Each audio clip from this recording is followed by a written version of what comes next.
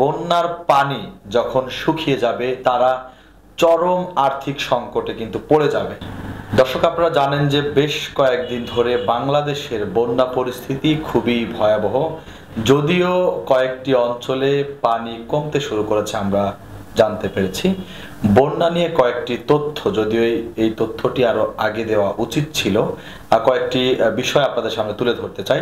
আপনারা জানেন যে বন্যার জন্য বাংলাদেশের যে পরিমাণ ত্রাণ সহায়তা ঢাকার বাইরে বিভিন্ন অঞ্চল থেকে মানুষ নিয়ে আসছে এবং যে সকল ভাইয়েরা নোয়াখালী, ফেনী, কুমিল্লা, লক্ষ্মীপুর, খাগড়াছড়ি বিভিন্ন অঞ্চলে ত্রাণ সহায়তা নিয়ে যাচ্ছে, মানুষকে উদ্ধার করছে, সে সকল ভাইদের জন্য সত্যি মনের অন্তরস্থল থেকে ভালোবাসা।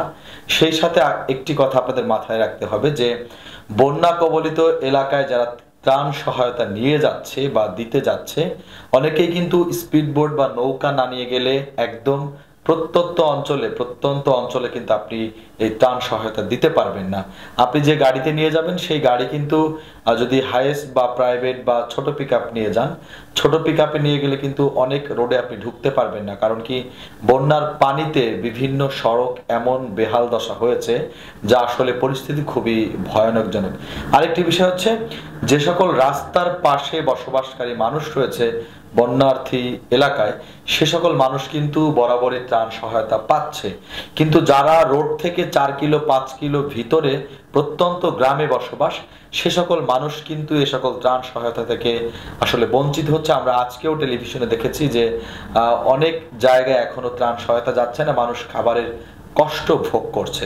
যদি আরেকটি বিষয় বলি, যে আপনারা জানেন যে আমাদের রাজধানীর বেশ কয়েকটি জায়গায় যে ত্রাণের টাকা উঠানো হচ্ছে বা ত্রাণ সহায়তার জন্য যারা অর্থ দান করছে, প্রচুর পরিমাণে অর্থ কিন্তু উঠছে এবং ব্যক্তিগত তহবিল থেকেও কিন্তু অনেকে নোয়াখালী, ফেনী, খাগড়াছড়িতে নিজ উদ্যোগে গিয়ে কিন্তু ত্রাণ সহায়তা দিয়ে যাচ্ছে। তাদের প্রতি আমাদের কৃতজ্ঞতা, ভালোবাসা। প্রতিটি দুর্যোগে এভাবেই আমাদের বাংলাদেশের মানুষ সবার পাশে এগিয়ে আসবে, এটাই আমাদের চাওয়া। সেই আরেকটি কথা, যে কথাটি আপনাদেরকে বলতে চেয়েছিলাম, যে এই যে বন্যা কবলিত যে সকল এলাকা রয়েছে, বাংলাদেশের বেশ কয়েকটি জেলা, প্রায় 10টির বেশি জেলায় এই মুহূর্তে বন্যা কবলিত রয়েছে। সে সকল জেলায় বন্যার পানি যখন শুকিয়ে যাবে তারা চরম আর্থিক সংকটে কিন্তু পড়ে যাবে। এখন যে পরিমাণ টাকা উঠছে এবং যে পরিমাণ খাবার উঠছে, আমার মনে হয় না যদি এ সকল খাবার সঠিকভাবে বন্টন করা হয়, খাবারের প্রভাব পড়ার কথা। এবং যে পরিমাণ নগদ অর্থ উঠছে বন্যার্থীদের জন্য, এই টাকাগুলোর একটি অংশ যদি আলাদা করে রেখে দেওয়া হয়, যে যখন পানি শুকিয়ে যাবে তখন এই বন্যার্থদের পরিবার ধরে ধরে, প্রত্যেকটি গ্রামের এক একটি পরিবার ধরে ধরে যদি তাদেরকে কিছুটা হলেও আর্থিক সহায়তা প্রদান করে, সেক্ষেত্রে কিন্তু তারা মানে ব্যাপক উপকৃত হবে। কারণ এই মুহূর্তে আপনারা জানেন যে সকল বন্যার্থী এলাকায় ঘরের চালের উপরে পানি উঠে গেছে, তাদের কিন্তু আসবাবপত্র, ঘর বাড়ি, যাদের টিনের ঘর, একদমই কিন্তু টিনের ঘর নষ্ট হয়ে যাবে। সো তারা যখন বন্যার পানি শুকিয়ে যাবে তখন কিন্তু তারা চরম বিপাকে পড়বে, আর্থিক সংকটে পড়বে, ঘর বাড়ির বিপাকে পড়বে, তখন তাদের কিন্তু একটা আর্থিক সহায়তা দরকার হবে।